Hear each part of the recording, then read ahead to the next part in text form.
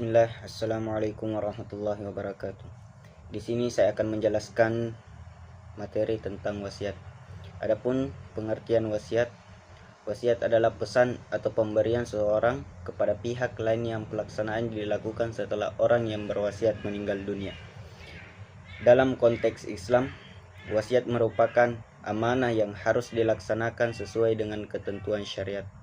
Secara bahasa, wasiat berarti pesan atau perintah, dan secara istilah, wasiat adalah pemberian hak pemilik atau pesan tertentu yang berlaku setelah pewasit meninggal dunia.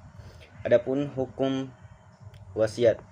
Wasiat memiliki dasar hukum di dalam Al-Quran dan hadis. Di antaranya, di dalam Al-Quran Allah Subhanahu wa taala berfirman di dalam surah Al-Baqarah ayat 180, yang artinya diwajibkan atas kamu apabila seseorang di antara kamu kedatangan tanda-tanda maut, jika ia meninggalkan harta yang banyak, berwasiat untuk kedua orang tua dan kerabatnya secara ma'ruf. Di dalam hadis Rasulullah SAW bersabda, tidak pantas bagi seorang muslim yang mempunyai suatu yang hendak diwasiatkan bermalam 2 malam kecuali wasiatnya telah tertulis di sisinya.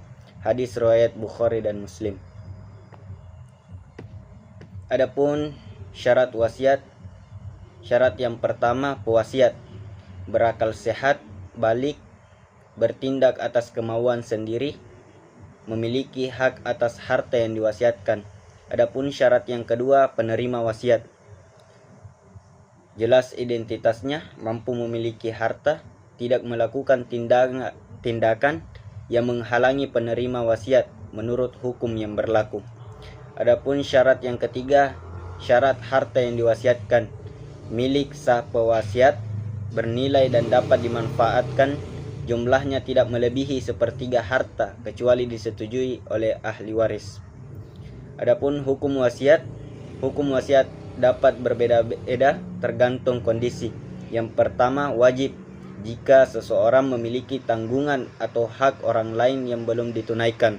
Yang kedua, sunnah untuk tujuan kebaikan seperti membantu kerabat atau lembaga sosial. Yang ketiga, mubah untuk hal-hal yang diperbolehkan syariat. Yang keempat, makruh jika diberikan kepada orang kaya tanpa alasan yang jelas. Yang kelima, haram jika bertujuan untuk maksiat atau merugikan ahli waris. Adapun ketentuan wasiat dalam Islam. Yang pertama, wasiat maksimal sepertiga dari total harta. Yang kedua, tidak boleh merugikan ahli waris.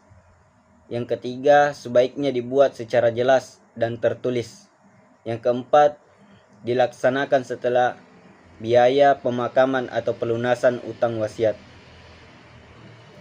Urutan pengelolaan harta setelah seseorang meninggal. Yang pertama, biaya perawatan dan pemakaman. Yang kedua, pelunasan utang. Yang ketiga, pelaksanaan wasiat. Yang terakhir, pembagian warisan kepada ahli waris. Adapun hikmah wasiat. Yang pertama, menjaga hak-hak orang lain. Yang kedua, menjalin silaturahmi dan kepedulian sosial. Yang ketiga, memberi manfaat yang berkelanjutan setelah meninggal. Yang keempat, menghindari perselisihan antara ahli waris. Yang terakhir, menunjukkan tanggung jawab seseorang terhadap harta yang dimilikinya. Adapun kesimpulan, wasiat adalah pesan atau pemberian yang berlaku setelah seseorang meninggal dunia. Dalam Islam, wasiat bertujuan untuk menjaga hak, menebarkan kebaikan, dan menghindari perselisihan. Pelaksanaannya harus sesuai dengan syariat, terutama tidak melebihi sepertiga harta dan tidak merugikan ahli waris. Mungkin itu yang dapat saya sampaikan.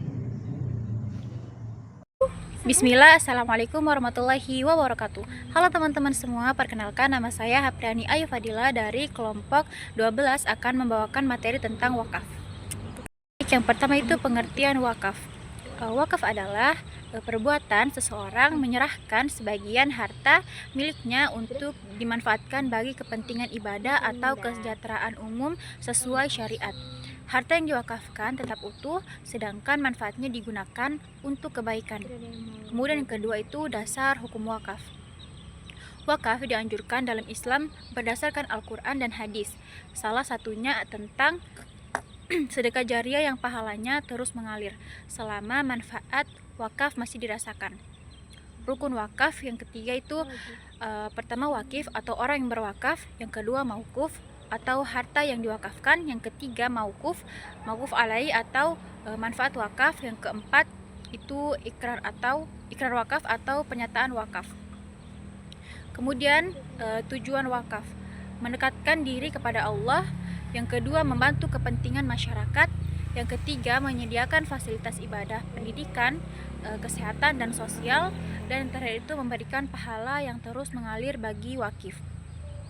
Contoh dari wakaf yaitu yang pertama mewakafkan tanah untuk pembangunan masjid, mewakafkan bangunan untuk sekolah atau pesantren, yang ketiga wakaf uang yang hasil pengelolaannya itu digunakan untuk kegiatan sosial. Kesimpulan dari wakaf adalah ibadah yang memberikan manfaat jangka panjang bagi masyarakat. Harta wakaf tidak boleh dijual atau diwariskan, tetapi manfaatnya dapat digunakan terus-menerus sesuai tujuan wakaf. Sekian materi dari saya. Wassalamualaikum warahmatullahi wabarakatuh. Waalaikumsalam.